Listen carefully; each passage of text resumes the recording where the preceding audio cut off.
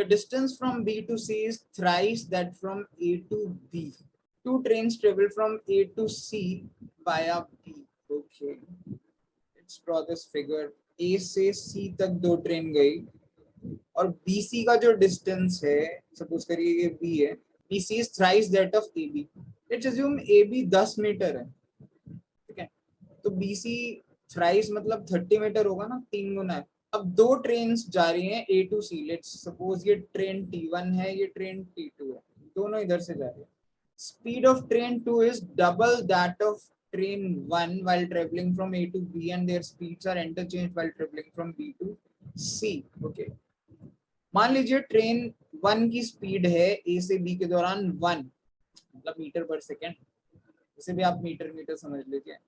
तो ऑब्वियसली इसकी स्पीड होगी 2 मीटर पर सेकेंड, क्योंकि speed of train 2 is double, तो B तक. लेकिन इसके आगे स्पीड इंटरचेंज हो जाती है, यानी इसकी स्पीड 2 मीटर पर सेकेंड हो जाएगी T1 की, और T2 की 1 मीटर पर सेकेंड हो जाएगी. The ratio of the time taken by train 1 to taken by train 2 from A to C. It's a very easy question from TSD. अगर इस स्लॉट में थोड़े डिफिकल्ट क्वेश्चंस हो तो बहुत इजी क्वेश्चंस भी हैं गाइस. तो आप 26 में से मेरे ख्याल से 20 क्वेश्चंस, 20-22 क्वेश्चन आप आराम से कर सकते हो. It's a very easy question. सिर्फ आपको टाइम का रेशियो ही तो निकालना है.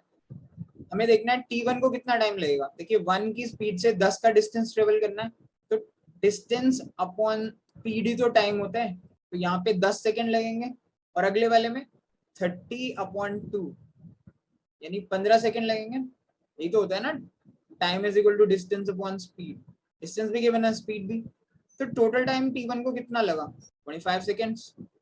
सिमिलरली T2 को देखिए, A से B तक 2 की स्पीड से 10 मीटर ट्रेवल करना है, तो 10/2 यानी 5 सेकेंड लगे, और 1 की स्पीड से 30 मीटर यानी 30/1 मतलब 30 सेकेंड्स लगे. सब कुछ मेंटली कर सकते हो, इतना सब लिखने की जरूरत नहीं. तो T2 को टोटल टाइम कितना लगा, 5 सेकेंड A से B और 30 सेकेंड B से C यानी 35 seconds.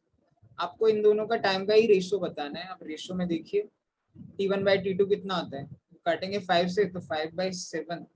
That should be the ratio and we have option number C. So that is our answer. It's again very easy question from TSD.